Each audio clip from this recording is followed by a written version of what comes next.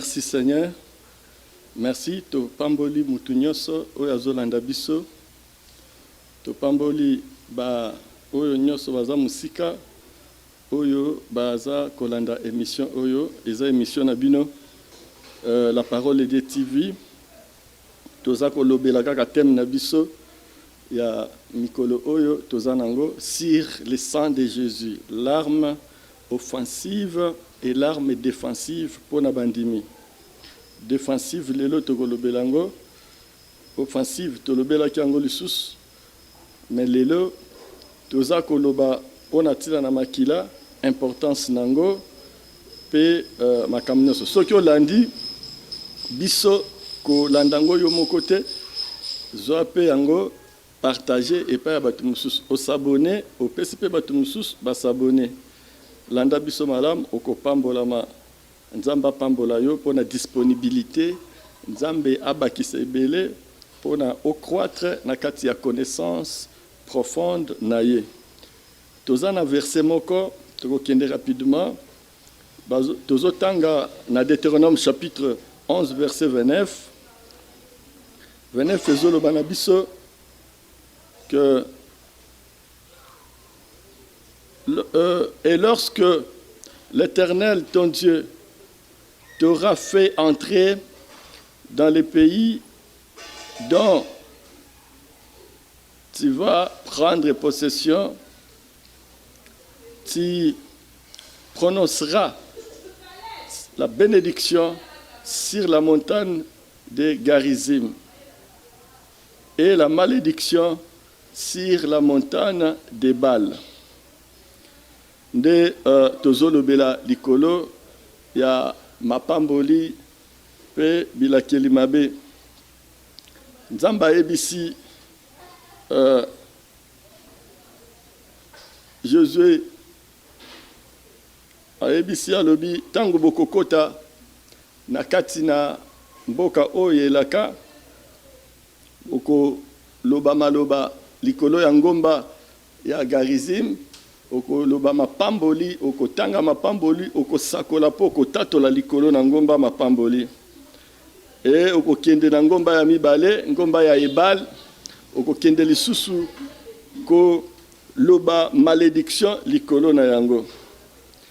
Abato koma kuna na développement ya thème oyo tozozwa l'arme défensive ya makila na Yesu. Tozokota nanu n'importance ya makila.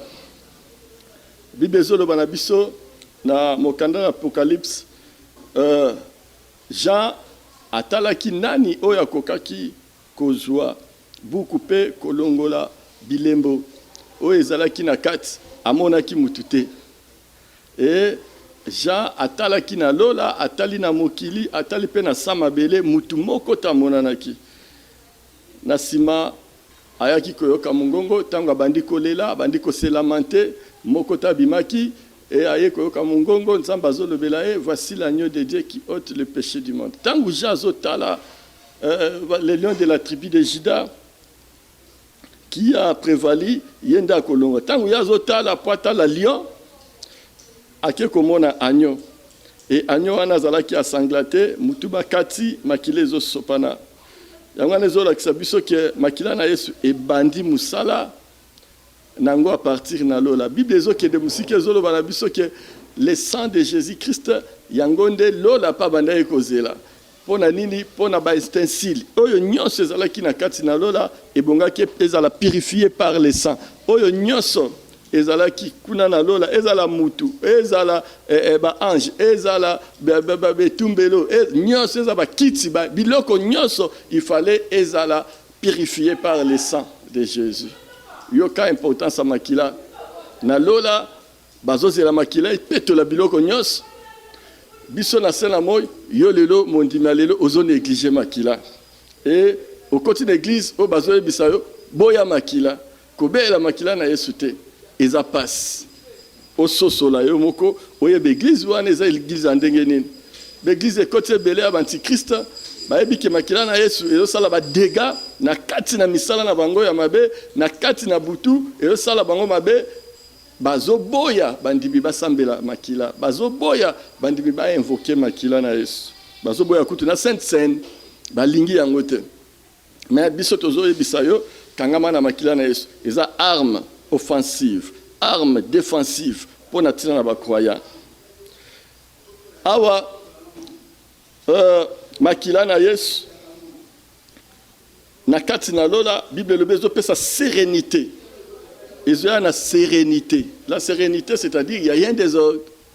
Alors lorsque makila sopane, allez, et matina lola, ils ont la propitiatoire, il y a trône, il y a Elohim, makile bandi ko pesa et bandi ko tsanini sérénité. Zambazo bisa Moïse le biso makila au côté d'un extensile nyonso ya tabernacle. Ko banda na parvis. Aux autres makila au makila na hôtel des holocaustes, obimi au makila na kivi de rein, obimi au makila na chandelier, au makila na table ya pain 12 pains de proposition, au leki au na carafe de vin, au leki au makila na hôtel de parfum. Ozo suka wana tozo kota tina lié très saint, nde wana zo kende likolo ne tumbelo, ozo sopango likolo ya propitiatoire ya lié très saint. Cela veut dire quoi? Et loko nyonso o ezana nzoto na yo pe ebongi ezala nelemba makila. On a défense na yo. Il faut ça makila na on a corps, makila na Yesu na corps, âme, esprit na yo. À tout moment tango zo sambela makila ezo contrôle ya corps, âme, esprit na yo. Ozo kote sa makila ne teni nyoso nzoto na eza na misu, eza na suki, eza na mutu, eza na libumu, eza na motema makila na Yesu tango zo kote sa yango. Oh bien-aimé, ozo mona ke dans le sang il y a la vie. Le sang c'est Jésus lui-même. La vie de Christ est dans le sang et c'est pourquoi la Bible nous déclare que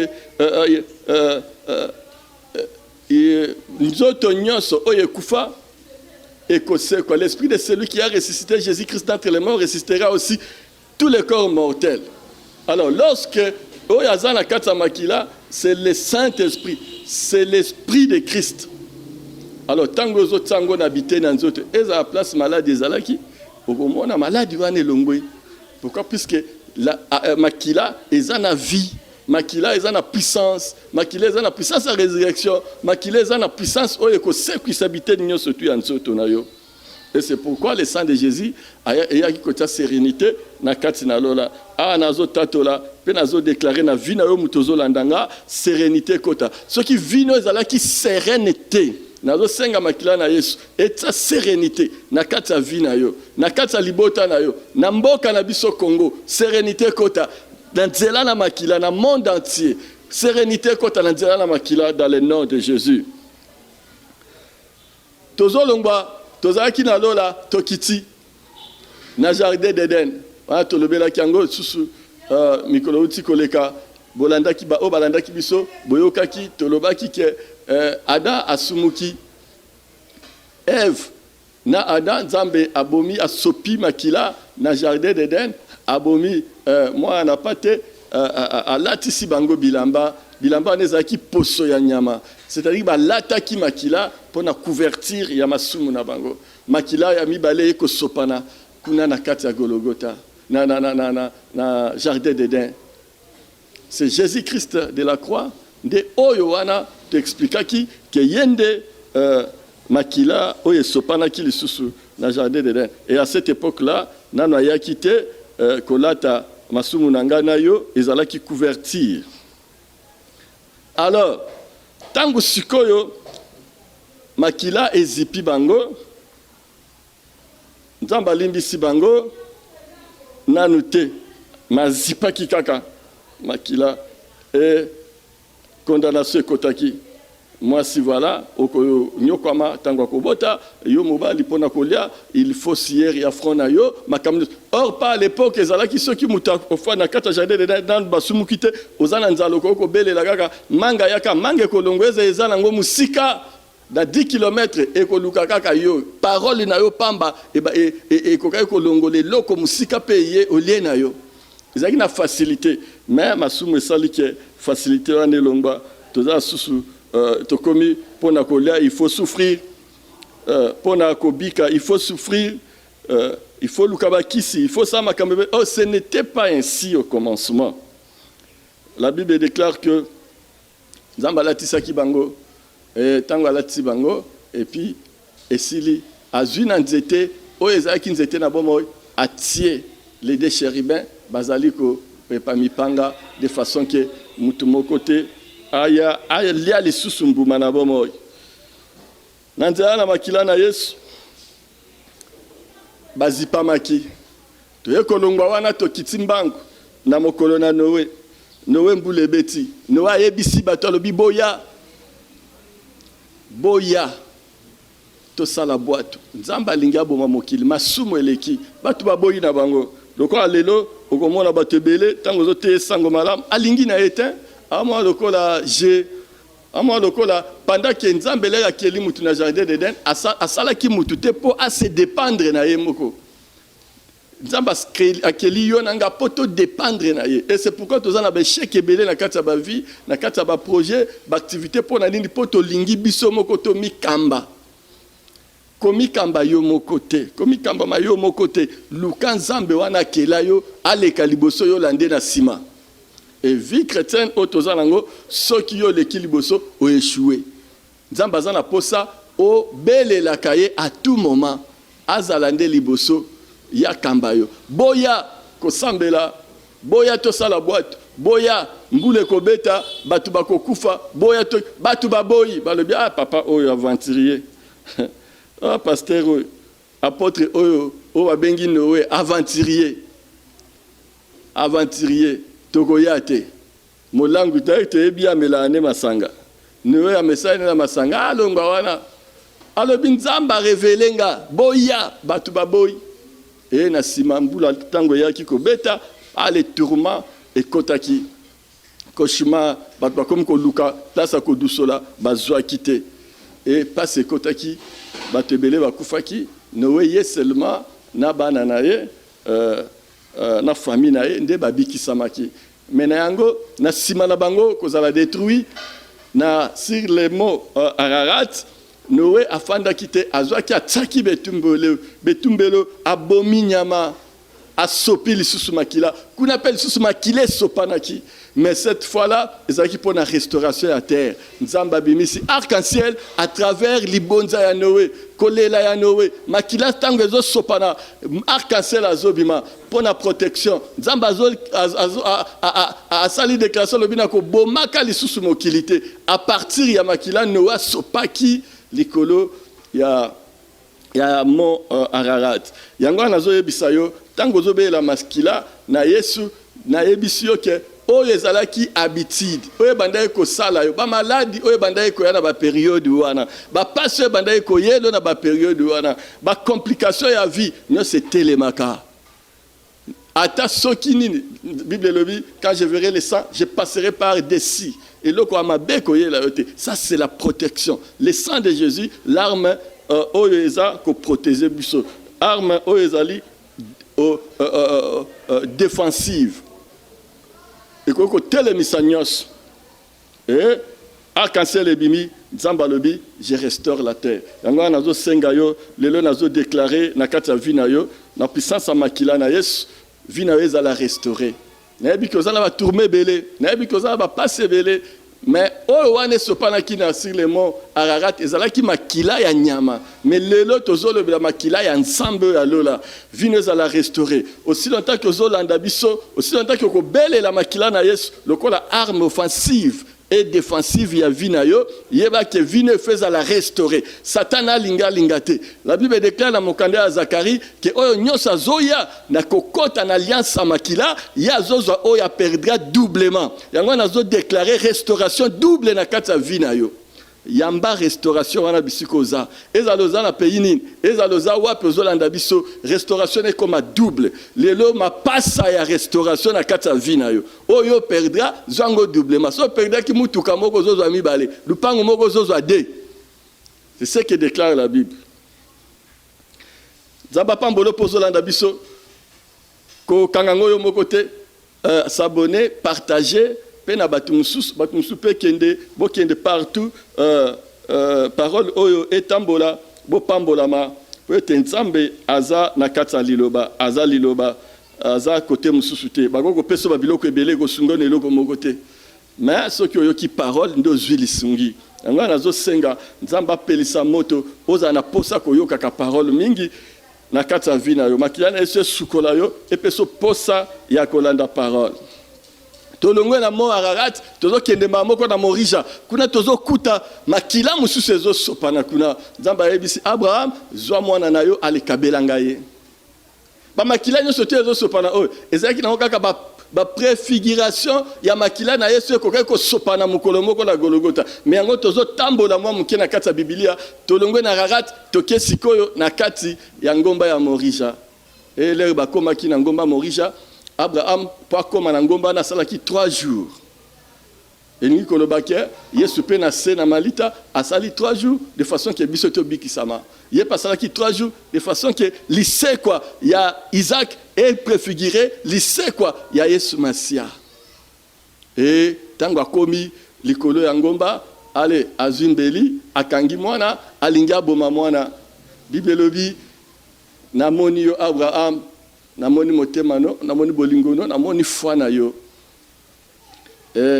kosala mwana wana mabete Abraham abwaki misu aye komona bélier akangami na kati ya basinga lolenge moko Yesu azalaki na kati mutu mobimba eza kokangama na basinga ya banzube balatisi ye yango lolenge pe bélier wana azalaki c'est Jésus Christ ayebisi alobi te mutu oyo abotami na moto akoki kokufela mokili te nani ayebaki nani akangaki bélier wana utaki wapi azwi bélier aye na ye bélier asali complication te abundi pete aye mbala moko ale akati bélier abonzeli nzambe bélier wana et c'est pourquoi makila wana tango esopani mongongo elobi aza Jehova Jireh aokokisa baposa bato yango nazosenga soki oza na posa na motema na yo Jehova Jireh na nzela na makila puissance oyo ya rédemption puissance oyo ya lisiko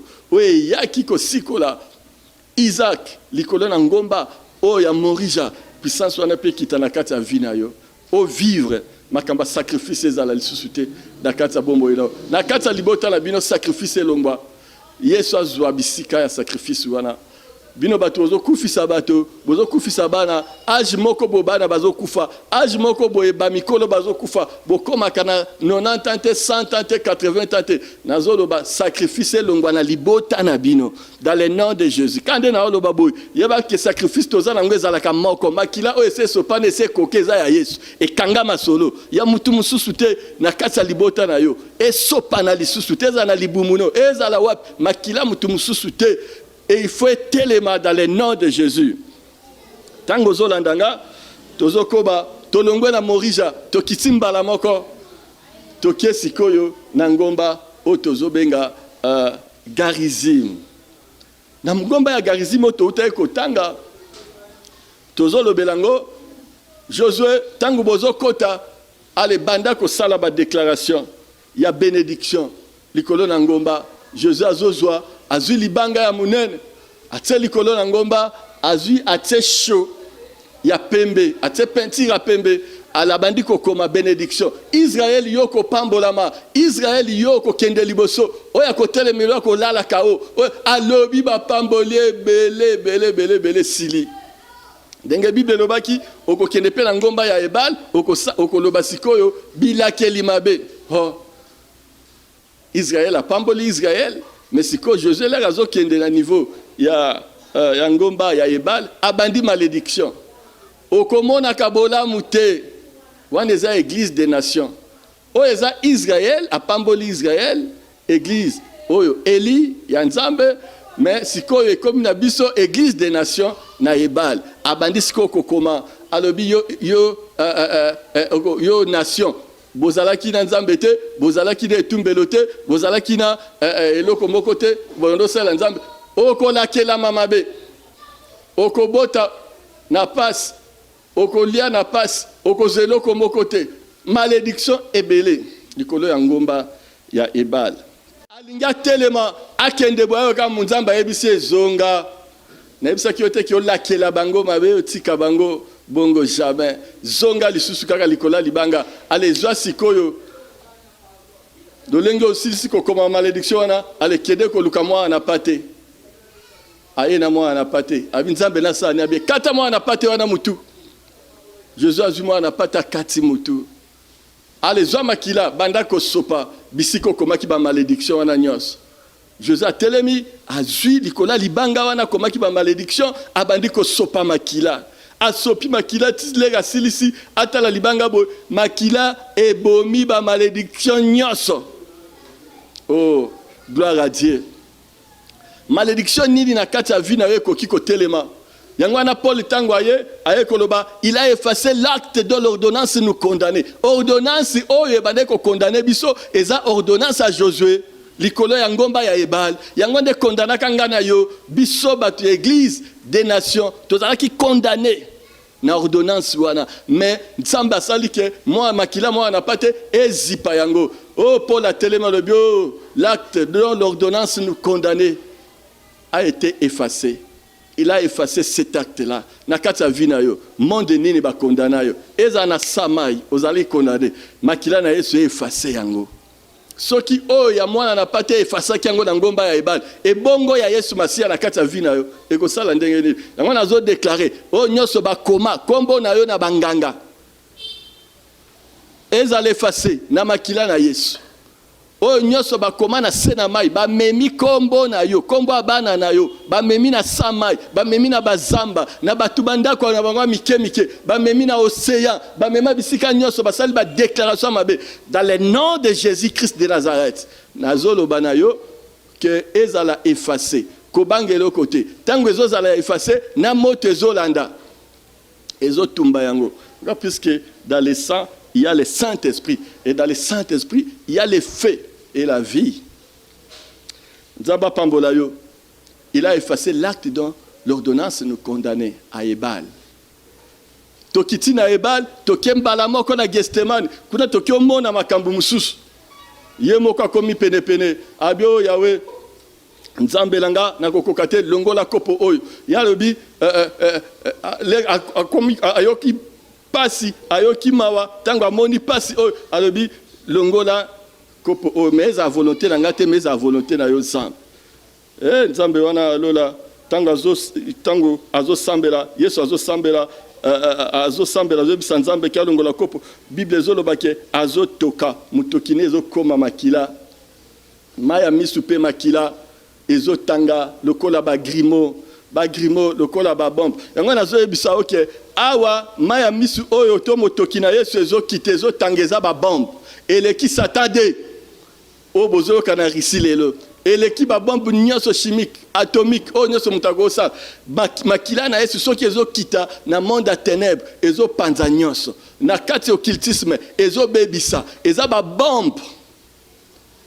utiliser ba grimo wana Bible ezoloba ba grimo de sang ezo couler na se ezo betama na se soki utilizango ozo bambango na monde à ténèbres na kindo okomona makamdenge ko sala na kati ya vie et satana tondoki ako libérer yo akotika yo mbala moko nazo déclarer na kati ya vie na yo ba bombe wana mbula ya ba bombe oyo eleki ba satan de na bango oyo eleki ba satan 16 e banda ko kita na kati ya monde à ténèbres bisika bakanga yo ozala libérer dans le nom de Jésus. Ah nasuka tokmati na Golgotha. Wana déplace makambo finalité ya makambo. Finalité de finalité. Nzamba bapota yemoko babandiko bete basete. La première des choses, eza capitaine azuta la seta munene atena loboko na Yesu Masia azuta la ibakata ya marteau o kutu batumi bale bazo mema likolo abambi pa mbala moko ale makile sauté le makila na Yesu ezo sauté malchance et que tout amuto asimbaki c'était capitaine wana lobi te na yoki eloko moko changement na nzoto nanga na ko simbeli susute na ko beta susete muto asale eloko tete makila eza na puissance makila oye touchenga tango nazo bete sete et lobelinga likambo mususu e gangi na nzoto nanga atika batu mususu bayego beta ba sete pona nini atatoli kaka wana yango nazo biso tango makila na yesu ezo toucher yo ndeko ozo tatola immédiatement eza na témoignage moko mystique ekendaka bisika nyos oko tatola olingo lingate oko tatola esprit ya témoignage eza na kati amakila wana babeti loboko ya mobali babeti loboko ya mwasi babeti ye basete allez batie na ekulusu makile sopani na Golgotha. La Bible déclare que babeti konga na pandi makila ebimi e kabani na mai pe ebimi et Jean 6 azolo bana biso que ayaki maboko pambate ayaki na makila ayaki na mai ayaki pe na molimo. Et tango nyoso misato ezo sangana ezo pesa témoignage ezo rendre témoignage. La Bible déclare qu'il a vécu grâce au sang de l'agneau. Grâce, il y a parole, il y a témoignage. Témoignage, il y a nini? Témoignage à foufoute, il y a mbongo zuite, il y a bandako sombite, mais témoignage, il y a makila, il y a puissance à makila. Dès que tu témoigner puissance à makila, il y a que tozo longa mbala moko. Yango nazo pesa yo. Tango zo landanga, bandako témoigner ka pouvoir pe puissance à makila. To bandi na lola to kititi to na Golgotha. Tolakisa biso ba aspect makila ndenge sopana ndenge sala. Yo pe kota na kata dansi wana. Okoko tambola Biblia nyoso mobimba. Ozo lugaka place makile sopana. Eza ya tuterel, eza ya ntaba, eza ya ngombe, eza ya agneau. Nyoso banda ko préfigurer le sang de Jésus. Musale sala ke ko ezo sala ngo lelo sus koleka. Doublement pour lelo tozana kati alliance. Nde ya makila. Nzamba pambola yo. S'abonner, pesa pe ba misusu, bo partager, bo fanda bisika moko, bo sambela. Nzamba na nzela na makila na Yesu. Nzamba ko pambola bino ako multiplier bénédiction doublement. Lolenge Zakaria zoloba tango bozo kota na kati alliance. Ko fanda pamba te, il faut tatolaka makila na Yesu. Tatola makila na Yesu. Amema ki biloko misato. Aye na mai c'est la parole. Ndebimaki na pandi na ye. Kota na kata parole au vivre. Prière c'est bon. Mais parole yebaki soko bandi makamba parole, makambo fait changer na kata vie na yo. La Bible déclare que il est la parole. Oui, l'atanzot. Abimisi mai na pandi, abimisi pe makila. Yango nazo senga. Eloko nini na kata vie na yo. O nzamba ko longola te. Oye kangama yo. Eza la sida makile ko séparer yo na yango. Na mona ebele. Na kati l'église. Bato ba sida, bato ba malade ndenge na ndenge bazobika. Pourquoi po makile yaka et pasoli et tsek indelo na kati et séparer yo kende. La liberté est dans les sangs. La délivrance, la vraie, est dans les sangs. Yango na mokolo wana délivrance moko salama ki mystique pona ko kokisa makomi na nza Yesu tango akufi makila wana tango zo sopana litanga suke zo tangama paf esili allez mabele yiki koti bof tremblement de terre mopepe makasi lola lo bien na komona ete na komona ndenge mokonzi nanga ndenge chef nanga créateur nanga azokufa te nakomona ndenge batiki ebolimbu te butu ekoti mbala moko tango wana pe satan alobie butu ekoti na lokaka l'héroï olia fanda na eta ekoloka les dragons. La Bible déclare que le sang makila na Yesu ezoboma ba monstre ezoboma ba dragon.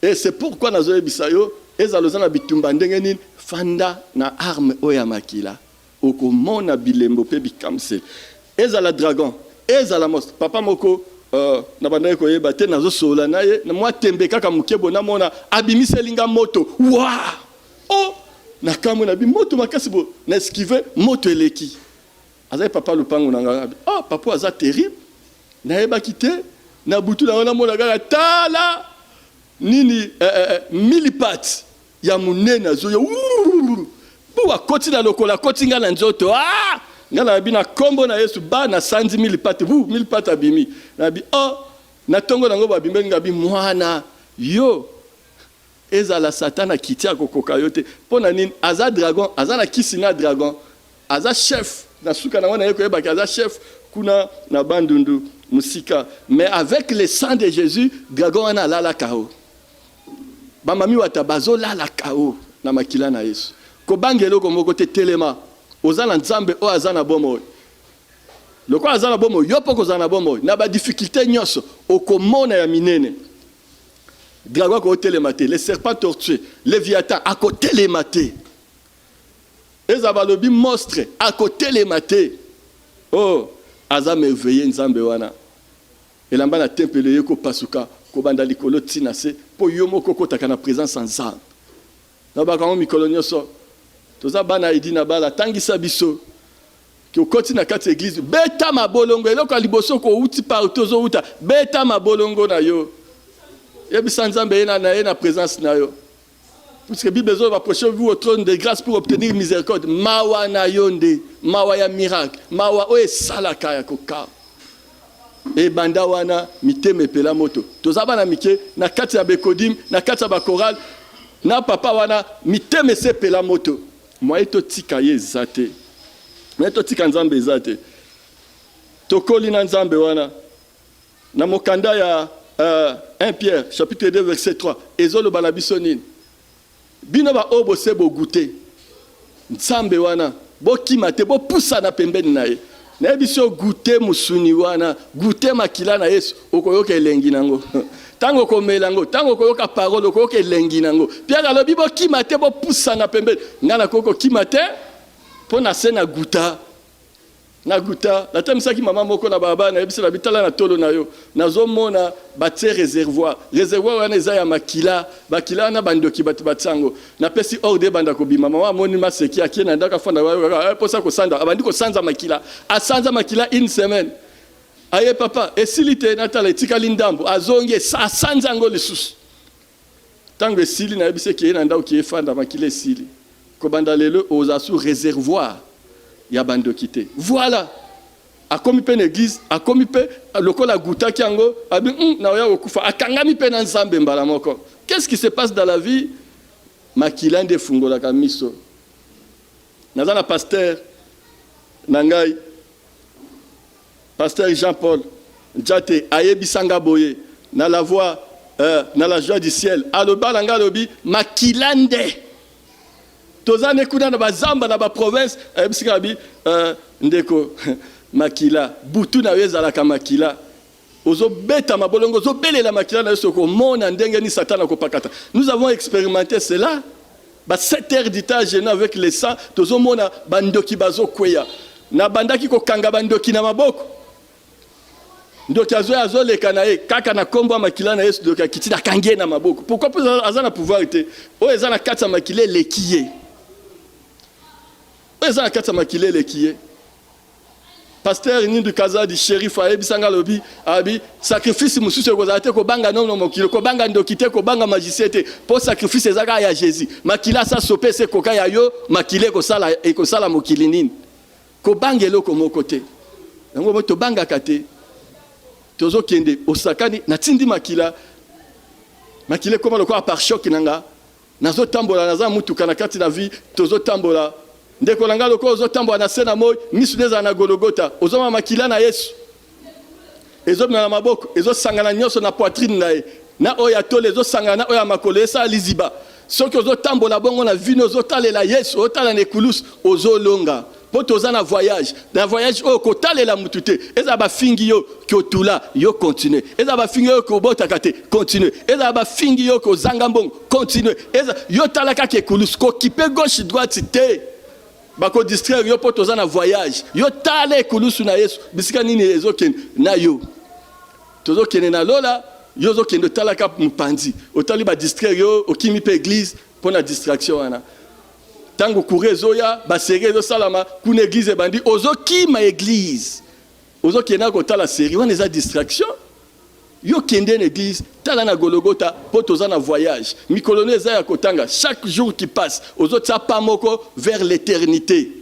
il faut yebaka yango akila na Yesu epeto la kana assassin soko so mono ki oboma bato ebelo fanda na ndako okoma condamné okoma culpabilisé naza ko défier yo yaka luka église o eza pembeni bisikoza yaka biso toza na lobo 42 na commune ya Makala yaka eza loboma combien de personnes eza kindo kyango ebota misisa ozo bima na puissance ya makila na Yesu.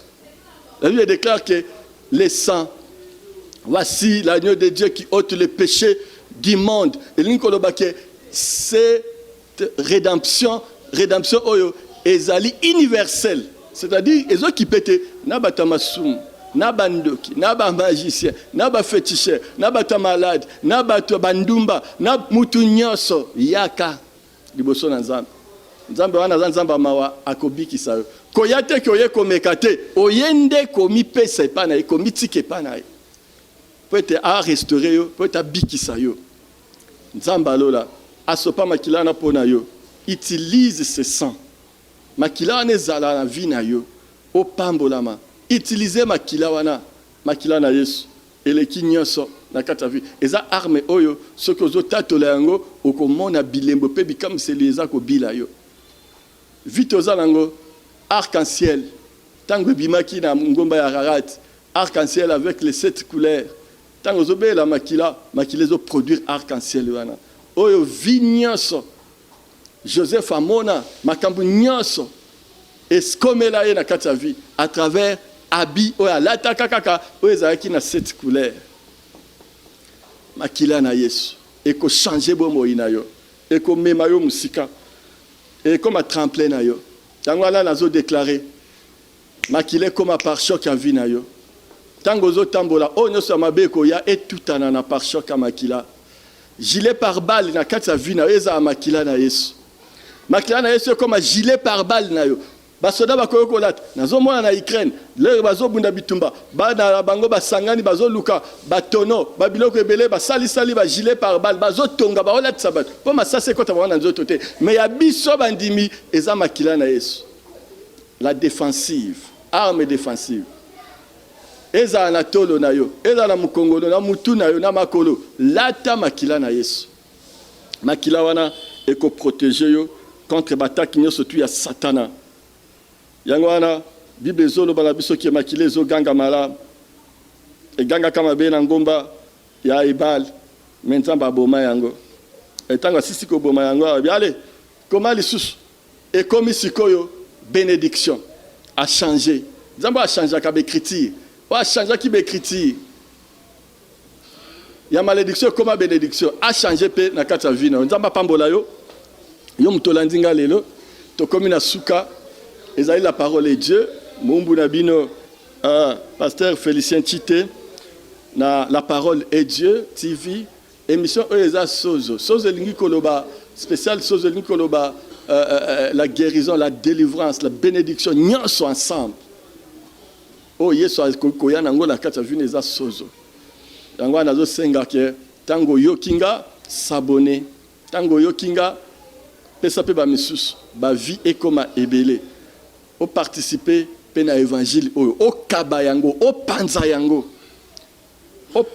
pambola yo e pambola pe libota na yo ko ka yo mokote ya lo ki sape mama yo mto yo ki sape papa yo ki sape voisin voisin eza ozana Afrique du Sud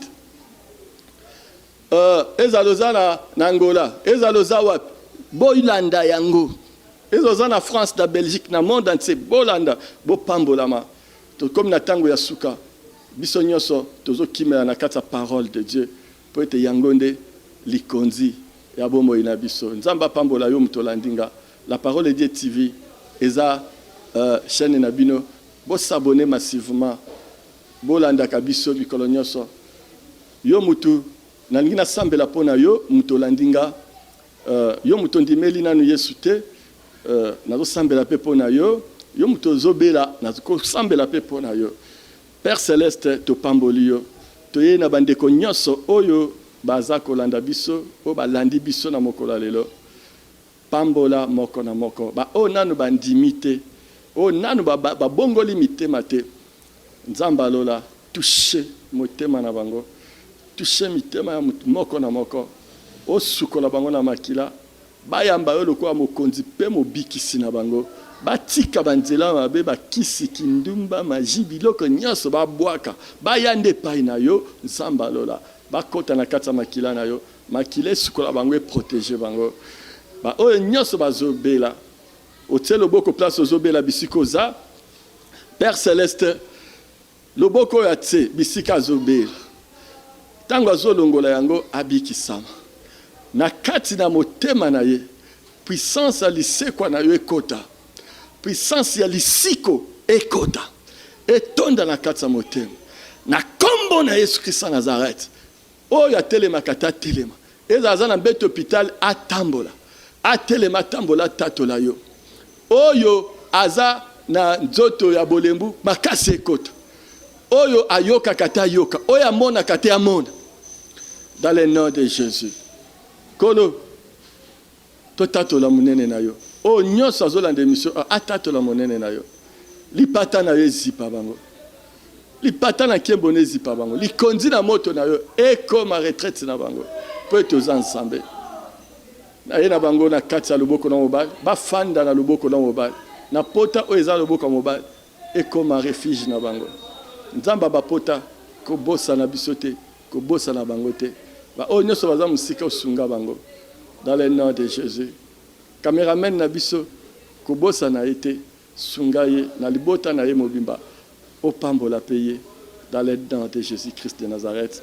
amen nzambe apambola biso tokutani na mikolo eza koya lisusu